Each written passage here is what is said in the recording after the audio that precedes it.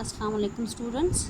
History of Islam intermediate part 2 का ये आपका ऑनलाइन क्लासेस के सिस्टम में तीसरा लेक्चर है। आज जो टॉपिक हम पढ़ेंगे वो है तहरीक अब्बासी के नताइज और असरात क्या हुए through out the Islamic history, क्या इसके असरात रहे। तो इस सिलसिले में हम आते हैं। सबसे अहम जो असर रहा, और ये बहुत अमूमन मैं क्लासरूम में स्टूडेंट्स को मैं जब फ़ेस टू फेस होते हैं तो स्टूडेंट से ख़ुद ही जनरल नॉलेज के तहत वो ख़ुद इस पॉइंट पे पहुंच जाया करते हैं कि जब भी कोई तहरीक किसी एक सल्तनत के खिलाफत के हुकूमत के ख़िलाफ़ चलती है तो उस तहरीक की कामयाबी का सबसे इमीडिएट, सबसे पहला जो असर या नतीजा है वो क्या होता है। हुकूमत गिर गई, खिलाफत ख़त्म हो गई, पहले खलीफा को कत्ल कर दिया गया, तो क्या हुआ, जिन्होंने तहरीक चलाई उनकी हुकूमत आई, उनकी खिलाफत सामने आई। तो अब्बासी खिलाफत का क़याम जो है अब्बासी तहरीक की कामयाबी का सबसे बड़ा नतीजा है।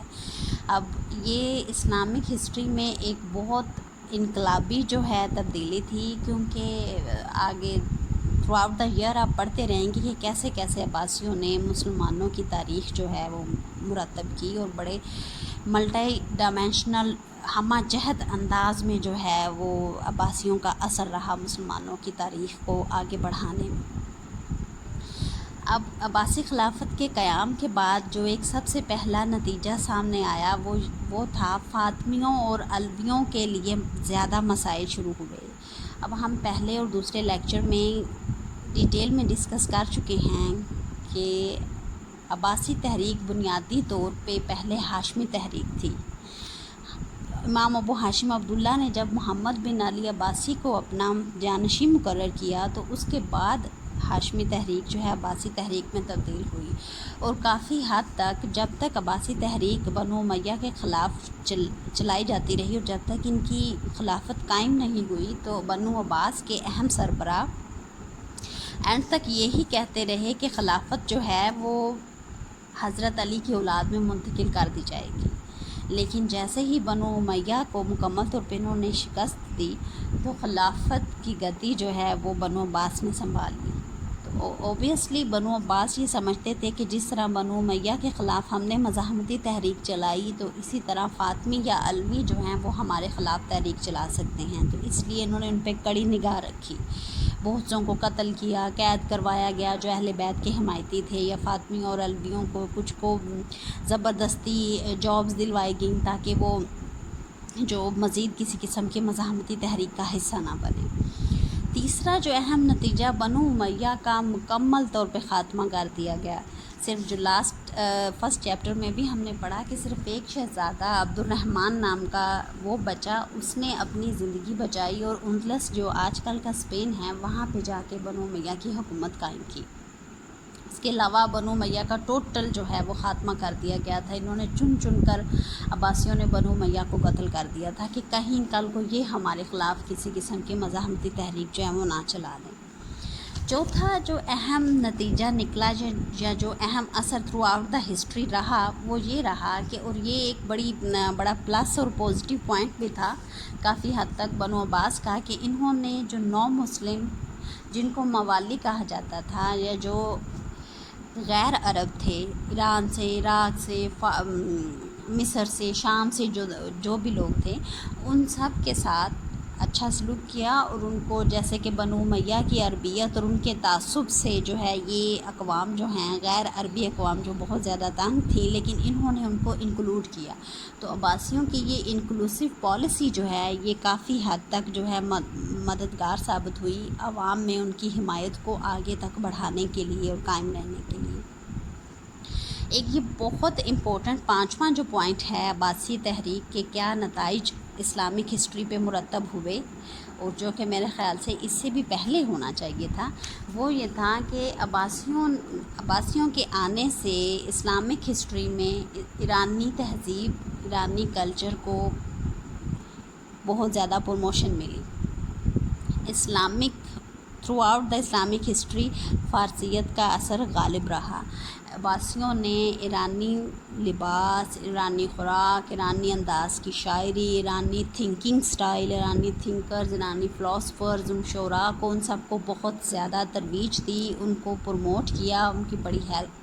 उनको हेल्प की दीगर जो है रिसर्च करने के सिलसिले में। और अब फ़ारसियत का रंग इतना गहरा था कि आप इसकी एग्ज़ाम्पल ये देखें कि उसके सैकड़ों सालों बाद उर्दू जब बनी तो उर्दू शायरी पे आज भी गज़ल है या शायरी के जो दीगर असनाफ़ हैं उन सब पे ओवरऑल हमारे उर्दू लिटरेचर पे फ़ारसियत की छाप बहुत गहरी है। हमारे खुराक और लिबास में भी बहुत सारी बातें ऐसी हैं जो फ़ारसी से आई।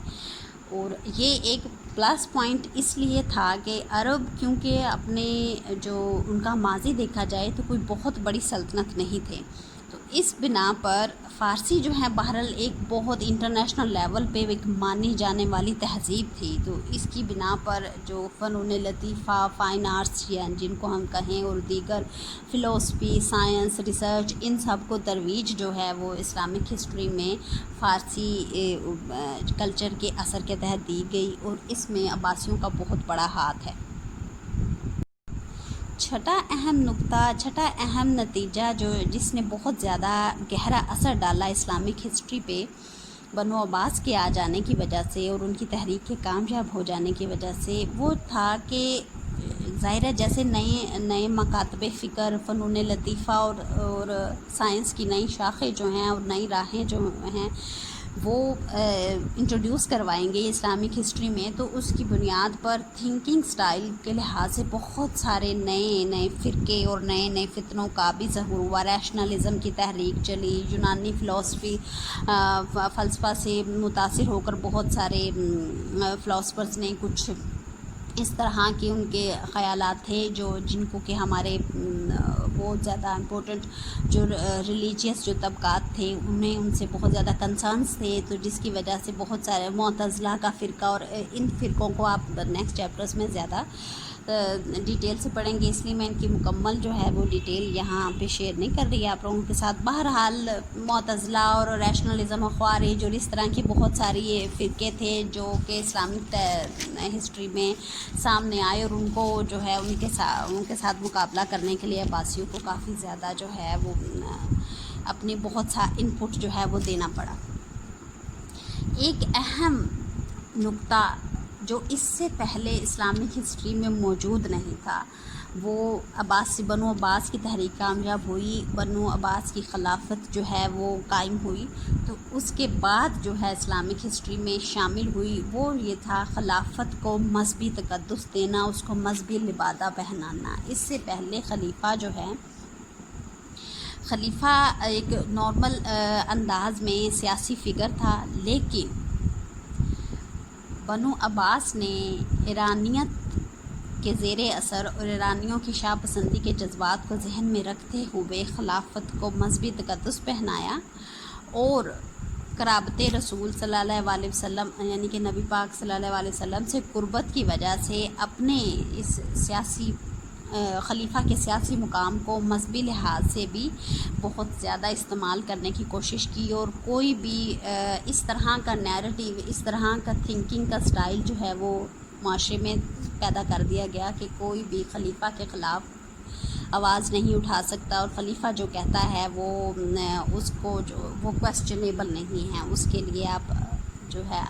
आवाज़ नहीं उठा सकते हैं उसके ख़िलाफ़। इस तरह का मजहबी तकद्दुस जो है वो या रूहानियत का जो लिबादा पहनाया गया खिलाफत को वो इससे पहले मौजूद नहीं था इस्लामिक हिस्ट्री में।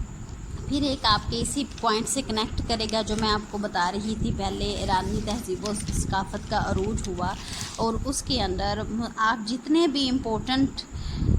फ़िलासफ़र्स, साइंटिस्ट, एक्सपर्ट्स के, रिसर्चर्स के नाम सुनते हैं उनमें मेजॉरिटी से ज़्यादातर जो हैं वो बनो अब्बास की खिलाफत के दौरान जो है उनके अहद हुकूमत के दौरान में उन्होंने काम किए। अब इनके दौर में बहुत से उलूम फ़नून नए मुतारफ़ करवाए गए, बनो अब्बास ने बड़ा प्रमोट किया। तिब है, मैथमेटिक्स है, मेडिसिन्स हैं, मेडिकल साइंस है, केमिस्ट्री है, फ़िज़िक्स है, फ़िलोसफ़ी है, फ़ाइन आर्ट्स है, म्यूज़िक है, पेंटिंग है, इस तरह की जितने भी इम्पोर्टेंट जो हैं उलूम व फ़नून, उनकी तरह की जाबिर बिन हयान, राज़ी, इस तरह के आप जितने भी नाम पढ़ती, इस पे भी एक अलग से पूरा चैप्टर है जो हम नेक्स्ट चैप्टर्स में पढ़ेंगे। तो वो सब के सब जो हैं वो बनु अब्बास की हिमायत और बनु अब्बास की जो है सरकारी सरपरस्ती के अंदर उन्होंने रह कर जितने भी इल्मी अंदाज में कारनामे हुए इस्लामिक हिस्ट्री में, वो इनके दौर में सामने आए। तो ये बनु अब्बास का बहुत बड़ा कंट्रीब्यूशन है। इसके बाद देखें, एक बनु अब्बास के आने से, इनकी खिलाफत के आने से हुदूद सल्तनत में कमी किस तरह से हुई।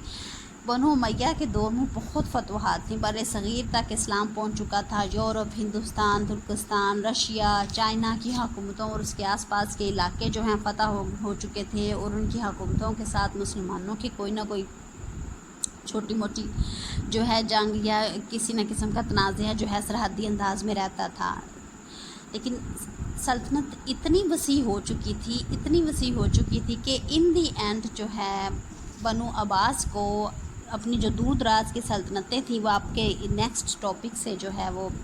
ये कनेक्ट करता है, उनको ख़ुद मुख्तारी देनी पड़ी कि इंटरनल अंदरूनी तौर पे उन छोटी छोटी रियासतों को तमाम अपनी छोटे लेवल, अपनी इलाकाई लेवल की कानून साज़ी करने की इजाज़त थी। सिर्फ खलीफा का जो नाम ज़रूर पढ़ा जाए, उसके नाम का खुतबा पढ़ा जाए, और ये छोटी छोटी सल्तनतें, खुद मुख्तार सल्तनतें जो हैं वो खलीफा को टैक्स देती रहें, तो वो इस्लामिक सल्तनत में दाखिल हैं। लेकिन इंतज़ामी लिहाज से और दाखिली उमूर में इनको मुकम्मल तौर पे आज़ादी दे दी गई, जिसकी वजह से सल्तनत जो है वो थोड़ा सा सुकड़ना शुरू हुई, क्योंकि इतनी लंबी चौड़ी वसी और अरीज़ इतनी बड़ी सल्तनत को संभालना जो है उन अदवार में बड़ा मुश्किल था, जबकि कम्युनिकेशन के जो ज़राए हैं वो भी इतने ज़्यादा आसान नहीं थे। तो स्टूडेंट, ये था आपका आज का लेक्चर, और इस लेक्चर के साथ अब्बासी तहरीक के क्या क्या नताइज और असरात रहे, इस लेक्चर के साथ आपका चैप्टर भी कंप्लीट होता है।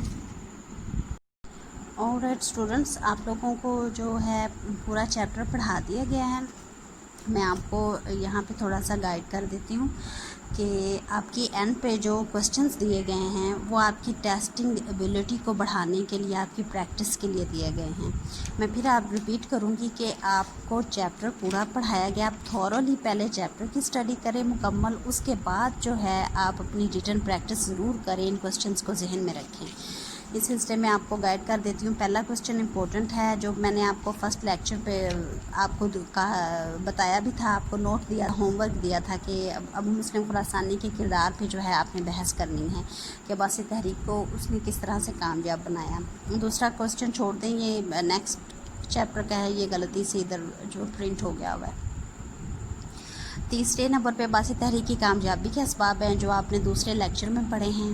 फिर अब्बासी तहरीक के बारे में आप क्या जानते हैं, ये इसका वापस से मंजर तारुफ है। आप पहला लेक्चर जो आपको रिकॉर्डिंग जिसकी वीडियो जो आपको मिल चुकी होगी, उससे आप कंसल्ट करिएगा। अब्बासी तहरीक की कामयाबी, ये अगेन रिपीट हो रहा है, ये क्वेश्चन भी रिपीट हो रहा है। हम हाशमी या अब्बासी तहरीक, ये भी ठीक है, इन्होंने किस तरह से हुकूमत हासिल की, ये भी आप पहले लेक्चर में देखेंगे। तो टोटल आपके ये,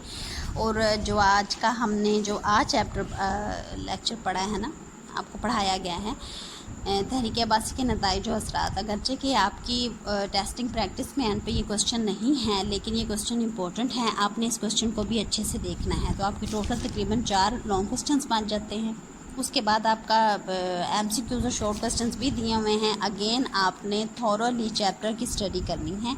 और उसके बाद अपनी जो एबिलिटी, अपनी प्रैक्टिस के लिए आप इन MCQs और शॉर्ट क्वेश्चंस को जो है हल ज़रूर करिएगा। एक दिन MCQ से शॉर्ट क्वेश्चंस कर लें, नेक्स्ट डे आप जो है लॉन्ग क्वेश्चंस कर लें। और बल्कि मैं आप लोगों को एक टिप दूंगी, एक आपको होमवर्क दूंगी कि आप लोगों का होमवर्क ये है कि आपने ये जो शॉर्ट क्वेश्चंस दे दिए गए हैं, आपने इसके अलावा पहले चैप्टर को मुकम्मल तौर पे पढ़ना है,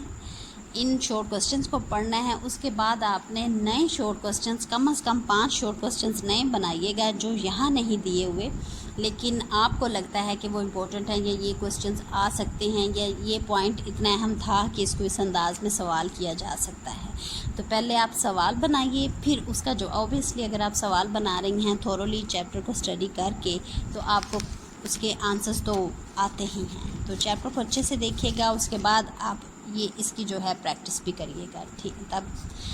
یہ آپ کا پہلا چیپٹر ختم ہوتا ہے۔ نیکسٹ لیکچر میں انشاءاللہ ہم آپ کا دوسرا